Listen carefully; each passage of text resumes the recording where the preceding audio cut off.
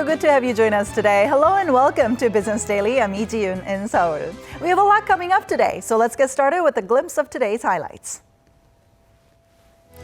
Low prices have become a source of concern for the government as worries mount that it may follow the footsteps of Japan and its so-called lost 2 decades.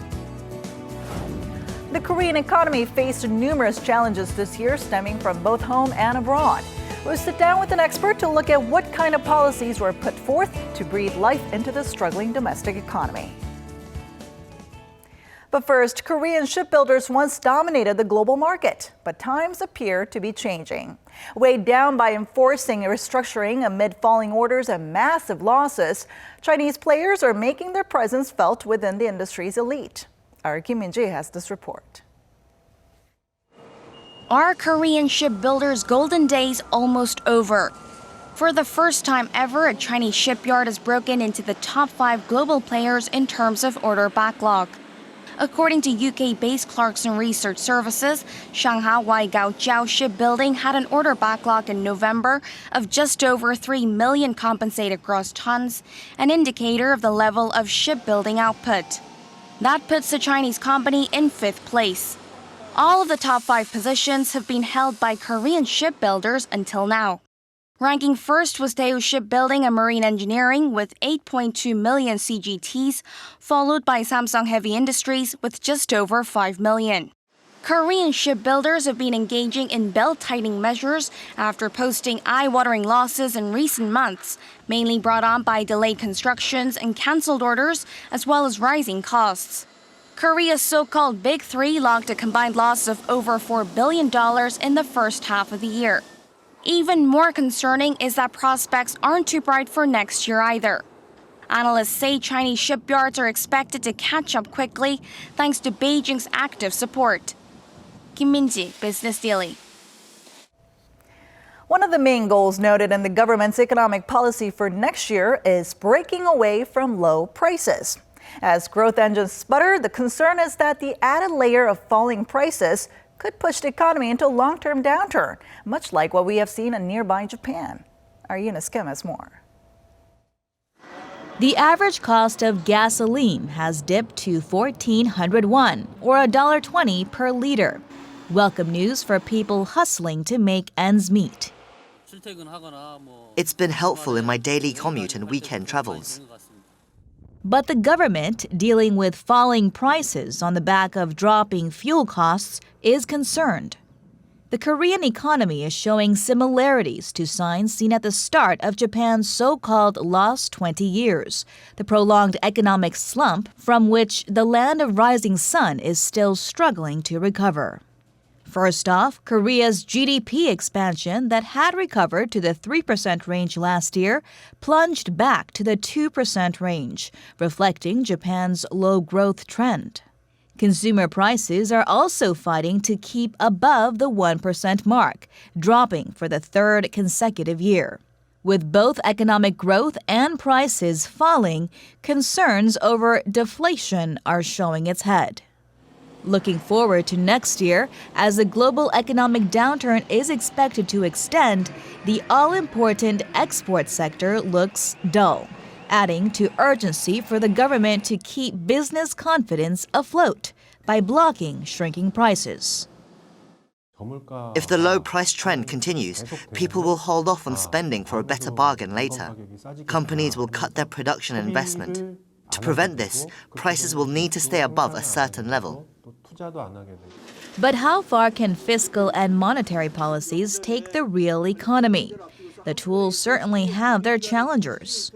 With the U.S. Federal Reserve raising interest rates next year, the value of the Korean won will likely fall in 2016, hoisting up import prices and hitting Koreans in their wallets.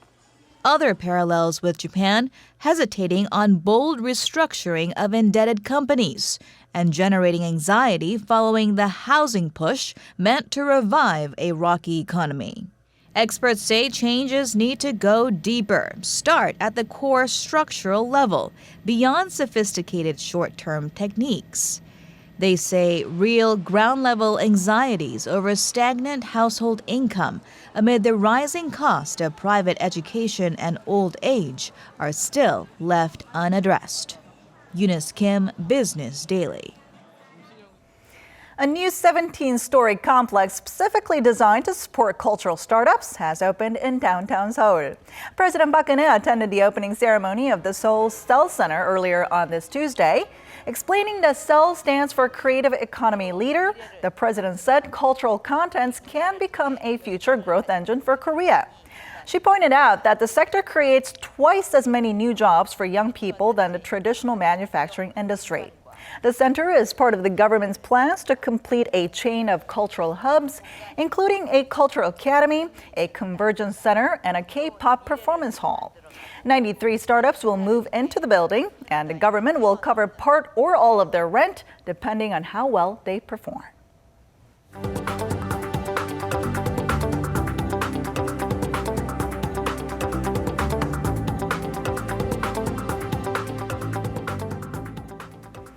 Only a few days are left until we say goodbye to 2015 and usher in the new year. So for the next 3 days, we're going to take a look at how the Korean economy did this year in terms of economic policies, its financial system, and corporate performance.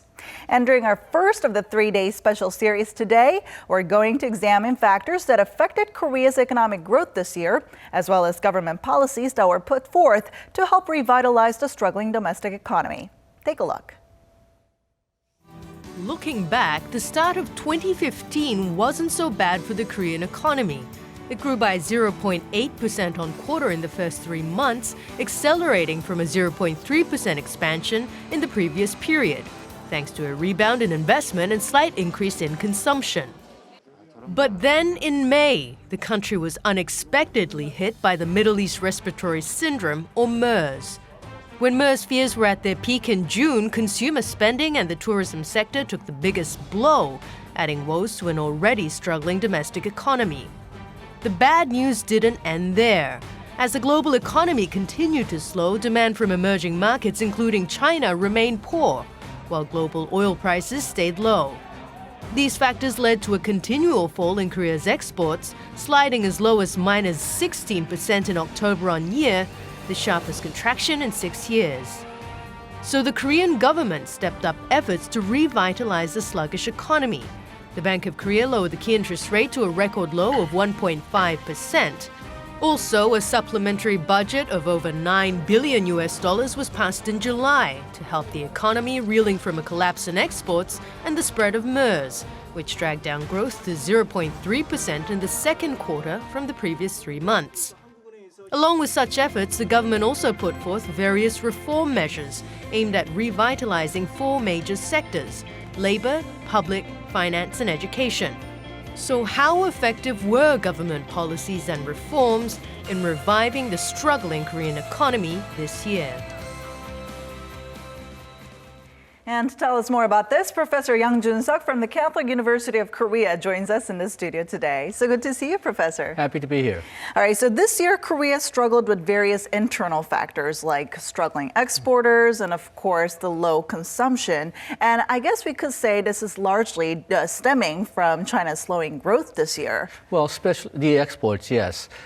Typically, Chinese economy has grown about 9 to 10%, so we've been so used to that. But this year, it only grown in the 6% range, and it's continuing to grow at 6% for the next foreseeable future. So it's going to be continually tough on Korean exports. Then what could be some other factors other than China's slowing growth that affected Korea's exporters? Well, the reason behind the Chinese slowdown is the global economic slowdown as well as some domestic problems.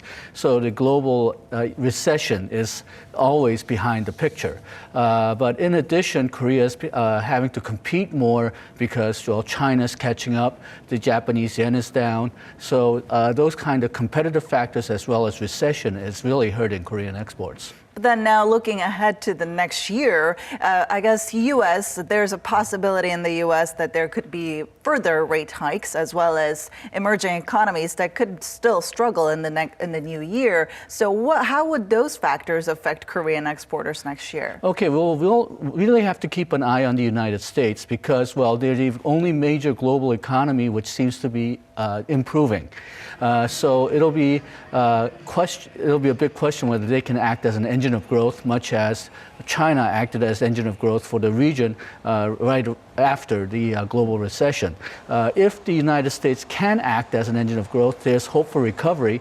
But if the U.S. growth is not large enough, or it falls back into recession because of the higher rates, then we're going to be stuck in this very low growth for a long, long time. All right, let's talk about low domestic demand. How is this having an impact on the Korean economy? How did it have an impact on the Korean economy this year, and also on its growth figures? Okay, well, typically Korea has always looked on exports to act as engine of growth, but because of the global recession, we've really not been able to count on exports. So that has placed emphasis on domestic consumption.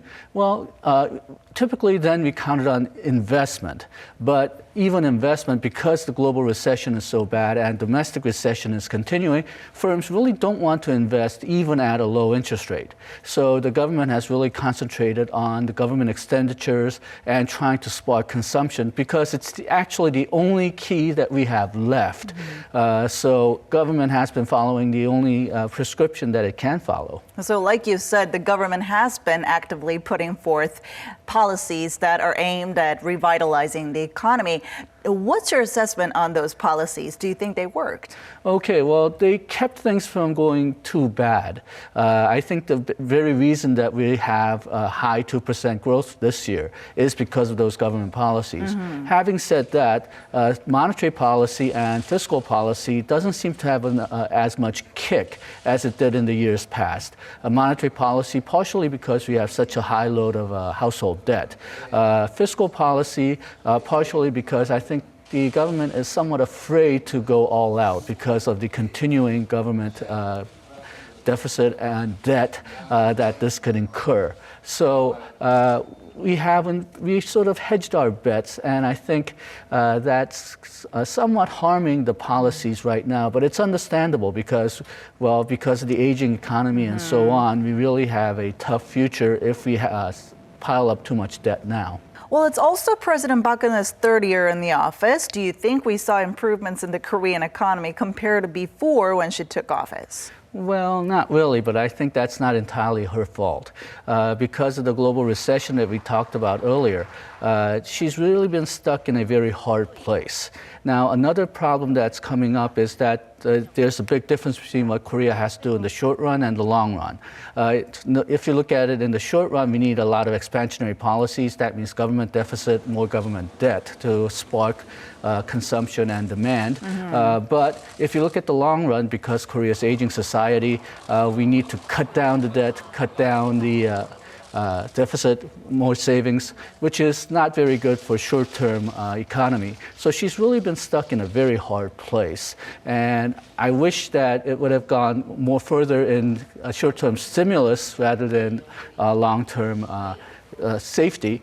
But I think it's understandable why she's sort of flip-flopped on both positions. Then let's look at some of the reforms that she was planning to carry on in the four sectors, of course, in public, labor, finance, and education. I mean, there were numerous achievements made this year, especially with public institutions introducing and adopting the wage peak system. And of course, Korea saw the launch of its first internet-only banks. So aside from that, what other tasks are left on the president's agenda before she ends her term, in your opinion? Okay, well, these type of reforms are only the beginning. One of the big problems with Korea has been that we've depended a lot on traditional manufacturing. And we've gone as pretty much far as we can on that front, where we compete on basis of low price rather than innovation, because we have other countries like China, which are catching up. After China, it will be India. So we really need to move into a more dynamic, entrepreneurial type of economics where we have a lot of innovation. But the type of the development strategy that we had since the 60s is really hindering that a lot. So we need to break a lot of these regulations that worked in the past and really make things more dynamic, which means more risk in the economy. But we really haven't figured out how to share the economy between labor and government and businesses. And that's what we're going to have to work out now. That's part of what these reforms are about. We're going to have to do more of it. Problem is, sharing the risk, redistributing the risk always is scary. And I think that's the big problem that we have in Korea right now.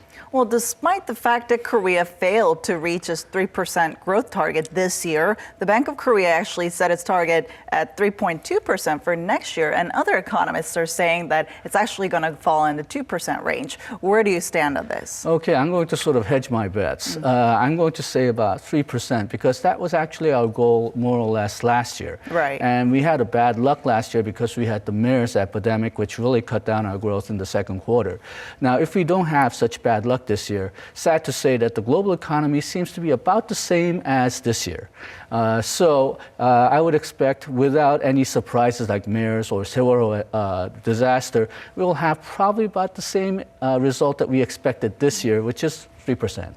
All right, then last but not least, so what key factors do you think we should keep an eye on in the new year in 2016 in terms of the Korean economy? Okay, well, in terms of economy, especially in government policy, we're going to have to be very careful and we're going to have to be as flexible as possible because, well, we talked about the global recession at the beginning of this interview. Global recession is actually something very, very new. We haven't had anything close to this in the 21st century. So we don't know quite how this will work out. That means we need to be very flexible and trying to deal with whatever new situations come up. And I think that's what we're going to have to look out for, uncertainty and flexibility. All right, let's hope to see more of that next year. Thank you so much for your insight today and throughout this year. See you next year, Professor. Thank you.